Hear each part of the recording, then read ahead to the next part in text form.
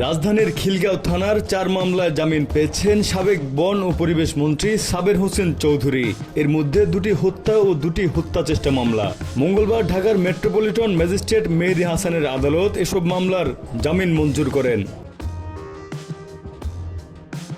এর আগে রোববার বিকেলে ডিবির একটি টিম সাবের হোসেন চৌধুরীর গুলশানের বাসায় অভিযান পরিচালনা করে তাকে গ্রেপ্তার করে।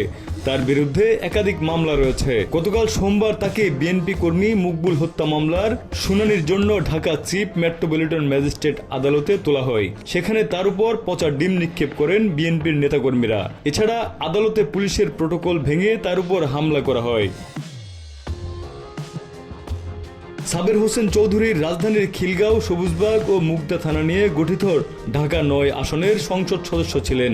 তাকে পরিবেশ, বন ও জলবায়ু পরিবর্তন মন্ত্রণালয়ের দায়িত্ব দেওয়া হয়েছিল। 6 মামলায় জামিন হওয়াতে সাবের হোসেনের মুক্তিতে এখন আর বাধা নেই। অভি আরিফ, ভোরের পাতা।